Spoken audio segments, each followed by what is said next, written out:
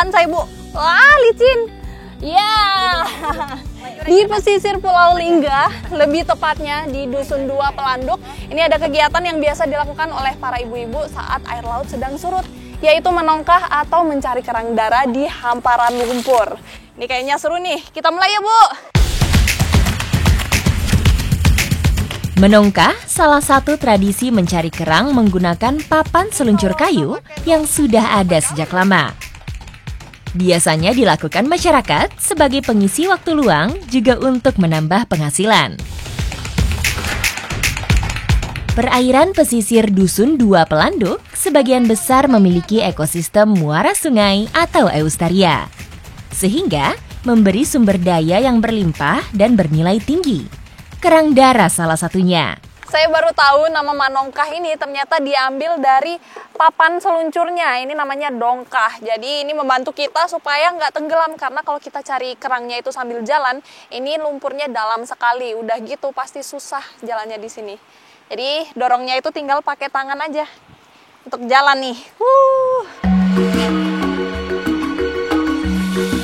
Selain itu, satu kaki bertumpu pada tongkah, kaki lainnya sebagai pengayuh agar papan bisa melaju. Ibu-ibu melesat dengan cepat tanpa rasa lelah, sehingga dalam waktu singkat, kerang mudah didapatkan. Sementara saya harus mengerahkan tenaga agar bisa terus berjalan, dan jeli melihat keberadaan kerang yang tertutup oleh lumpur. Wah, ini keluar loh dia, Bu, yang ini. Iya.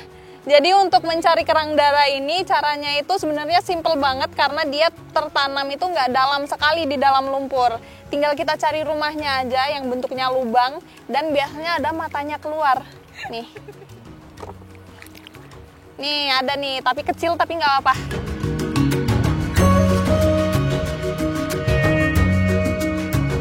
Jadi waktu awal-awal saya turun memang rasanya itu berat dan pegel di tangan. Tapi lama-lama kalau sudah terbiasa ini ringan sekali.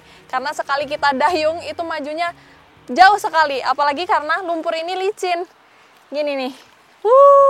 Kayak main-main rasanya. Kerang darah hidup di perairan pantai berlumpur seperti di muara sungai, hutan mangrove, atau di zona pasang surut.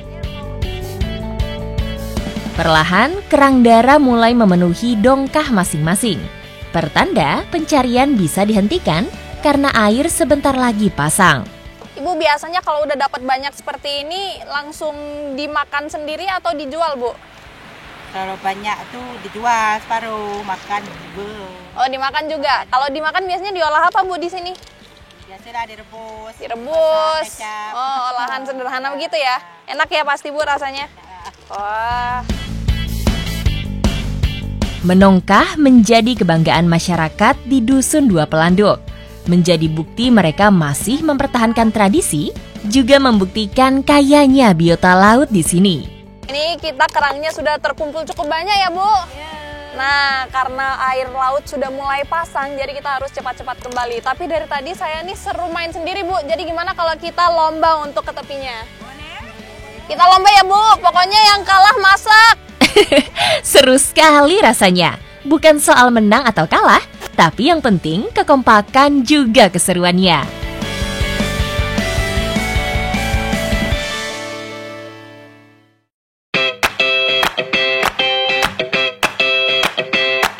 Kali ini saya diajak menikmati hidangan kerang darah yang diolah menjadi makanan favorit di Dusun 2 Pelanduk.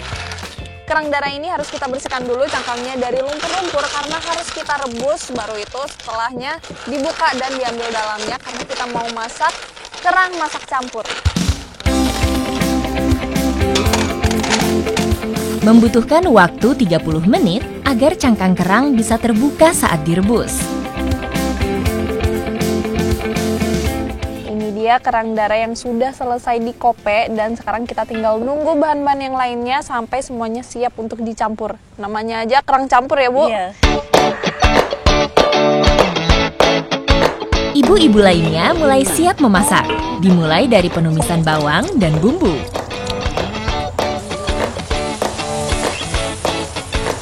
Seperti inilah ciri masakan Melayu. Rempahnya melimpah, rasanya gurih dan pedas. Campur lagi ya, Bu. Biasanya kerang disantap bersama dengan sagu yang diolah menjadi gubal.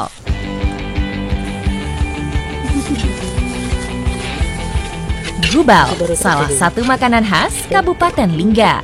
Sekarang sudah jarang yang mengolah. Tapi masyarakat di dusun ini masih andal membuatnya.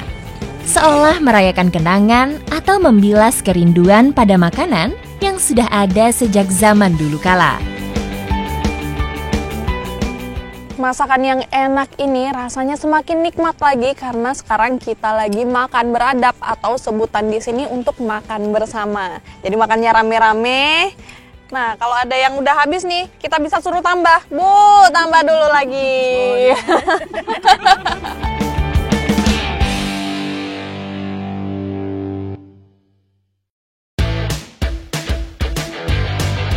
Tidak hanya menyimpan ragam tradisi, Kabupaten Lingga juga kaya akan budaya yang terpancar lewat kerajinan tangan tradisional.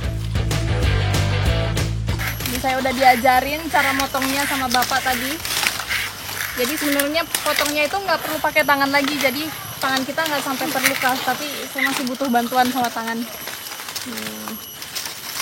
Oh, harus hati-hati. Namanya aja pandan berduri ya, ini durinya di mana-mana.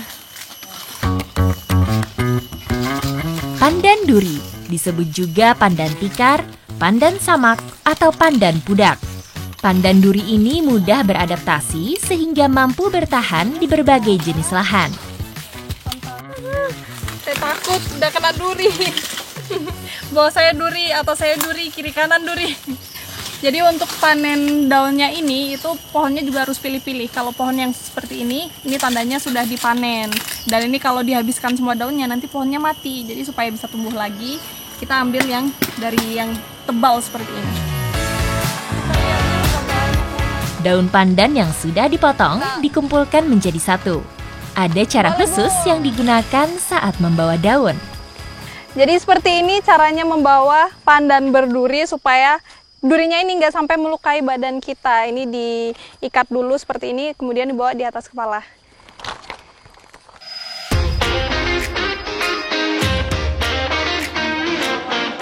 Setelah diambil, daun pandan dihilangkan dulu durinya menggunakan pisau.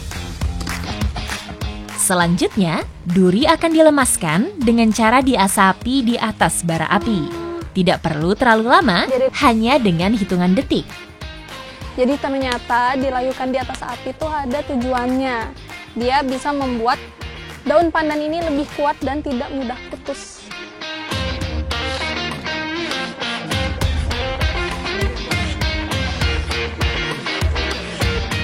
Kegiatan sekarang yang kita lakukan ini namanya melurut, yaitu membersihkan sisa-sisa samping-sampingnya ini supaya lebih rapih dan lebih lembut. Ini dilakukan sebelum nanti direndam. Perendaman bertujuan supaya teksturnya tidak mudah rusak saat dibentuk. Setelah daun pandan dilurut, ini langsung direndam dan harus ditutupin batu supaya dia nggak sampai permukaan. Nah, direndamnya ini selama kurang lebih 2-3 hari sampai dia berubah warna menjadi putih. Sudah ada yang putih, Bu, sekarang. Yuk, kita mulai menganyam. Selain daun, tudung saji menggunakan rotan sebagai rangka di bagian bawah. Setiap helaian daun pandan kemudian dianyam dengan hati-hati. Nah, ini setiap pembuatan anyaman baru itu harus ada yang sudah jadi sebagai contoh atau panduannya. Dan ini kalau kalian lihat bentuknya seperti apa. Kalau mikirnya caping, saya awalnya juga mikirnya caping, tapi salah, ini bukan topi sawah, melainkan tudung saji. Tidak hanya menjadi ikon lokal, anyaman ini telah menembus pasar internasional dan menjadi buah tangan yang dicari wisatawan. Tudung saji ini biasanya digunakan oleh suku Melayu untuk menutup makanan. Dan tak hanya suku Melayu di sini, namun juga di negara tetangga seperti Malaysia dan Singapura. Lahir dari daun pandan berduri menjadi karya yang secantik ini adalah wujud dari ketekunan masyarakat Pulau Mepar terhadap warisan leluhur mereka.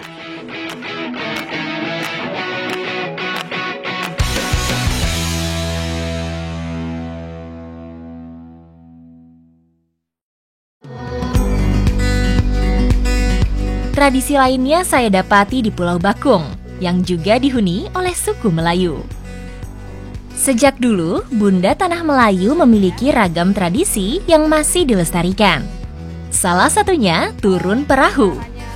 Tradisi ini dilakukan ketika perahu baru selesai dibuat dan hendak digunakan untuk pertama kali. Di Pulau Bakung atau lebih tepatnya di Desa Tanjung Kelit, ini ada satu tradisi yang dilakukan setiap sebelum pompong baru akan digunakan, yaitu syukuran untuk doa tolak bala, dan salah satu prosesinya adalah membuat olahan yaitu bubur kacang hijau dan juga ketan. Kacang hijau disimbolkan sebagai harapan dan kehidupan baru. Seperti halnya perahu yang baru diturunkan, akan memberikan harapan baru bagi pemiliknya. Sementara pulut dapat mengeratkan tali silaturahmi, seperti halnya pulut yang lengket. Nah, sekarang pulutnya masuk. Jadi pulut ini adalah bahasa Melayu dari ketan putih. Nih, nanti bisa memperkental juga nih adonannya. Wap. Nah, masuk ya. Warnanya berubah ini, Kak. Jadi untuk acara syukuran seperti ini biasanya itu hanya keluarga yang memiliki perahu yang melakukan.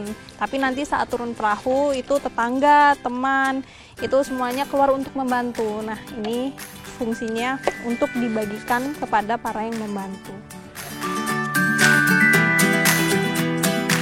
Sambil menunggu matang, saya akan ikut prosesi turun perahunya yang diawali dengan doa bersama.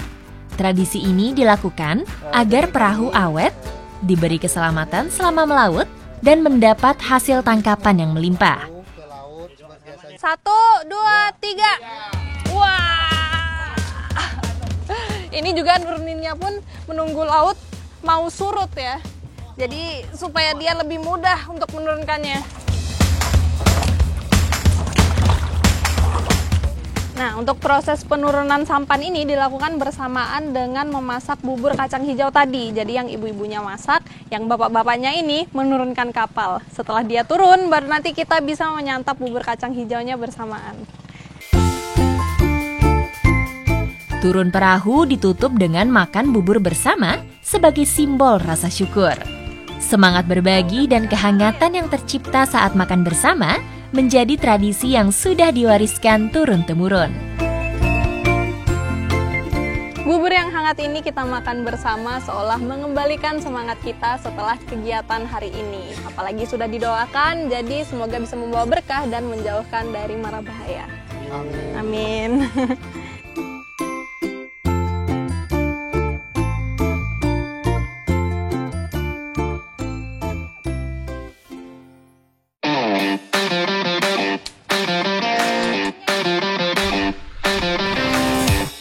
Sudah siap di atas perahu semua dan kita akan berangkat untuk pasang rumpon.